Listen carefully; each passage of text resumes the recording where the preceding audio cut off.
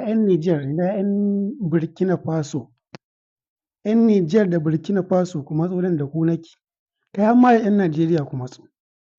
Ina sojojin Nijar, ina sojojin Burkina Faso, ku matso da ku nake.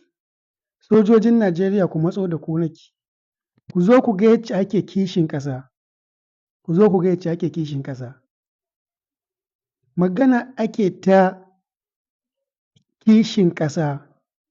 Wannan wani abu ne ya faru a Burkina Faso, wanda wani mutum ya zo yana ƙoƙarin ya ja hankalin wasu sojoji yana ƙoƙarin ya za a yi su ture gwamnatin ta Burkina Faso. Ya fito musu da kuɗi cash na kuɗi sefa biliyan 500, sefa biliyan 500. Wannan sefa biliyan 500 shi ne kamar misalin miliyan 8, dala miliyan 8 ba. Dala miliyan 8 ba ƙaramin kuɗi ba ne, ba ƙaramin kuɗi ba ne dala miliyan 8.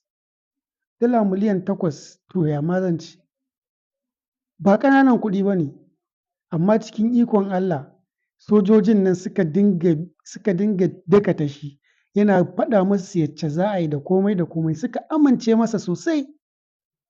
Har sai da ya zo da wannan kuɗin cash, sai da ya zo da su cash ba transfer ba komai ba, ya zo da kuɗin cash. Wallahi suka yi arresting ɗinsa. Suka yi arresting ɗinsa suka miƙa wa shugaban ƙasa shi. Kun ji yacce ake kishin ƙasa. Na rasa me yasa mutanen suke attempting ɗin Afirka, me yasa ba sa son ci gaban Afirka. Wannan abin ya faru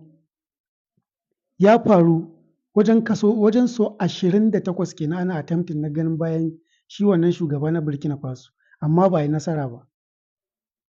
Gaskiya mun jinjina wa sojojin nan. Wannan abin idan a Najeriya ne ko wani ECOWAS ko wani waje na wata ƙasa da take cikin ECOWAS, aka ba wa mutum wannan dala miliyan 8, la haula wala quwwata. Da dala miliyan 2 kawai, dala miliyan 2 za ka ja hankalin duk wani mai ji da kansa su taimaka ma dala miliyan 2 ma ta yawa, za su baka haɗin kai ka ture shugaban ƙasa. Amma ku duba dala miliyan 8 ba ƙaramin kamfani zai iya fitar da wannan kuɗaɗen ba. Kun ga yacce ake kishin ƙasa. Yanzu shi mutumin an matsa mai ya faɗi su waye suke goya mai baya, amma ya ƙi. Kuma ko da zai faɗi su waye suke goya mai baya, su ba su yadda ba. Ba haka zuwa su ce su ba su bane. Kuma tabbas su ne. Me yasa suke so yanzu su zo su kawo wai sojojinsu zuwa bodojin Najeriya da arewa? Ai duk dan su yaƙi wannan ƙasashe ne, kuma mu insha Allah ba za mu bari. Insha Allah ba za mu bari ba. Gashi sun ƙirƙiro mana wata sabuwar ƙungiya don 'yan arewa su ba su dama su zo su zauna. Wai ana ce mata lakurawa ko layu menene. Allah ya kiyaye. Insha Allah kuma mun fi ƙarfinsu. Matasa sai a buɗe ido a farka.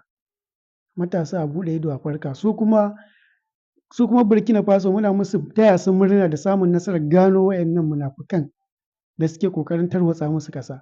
Sannan muna taya su murna cewa sun samu wasu kuɗi da za su iya ƙara inganta ko ɓangaren tsaro ko wani su ƙara developing ɗin ƙasar, su ƙara wa ƙasar su ci gaba.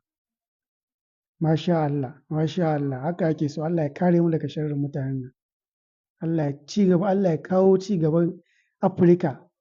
Kowace ƙasa ta farka ta dawo cin 'yancin kanta. Amin.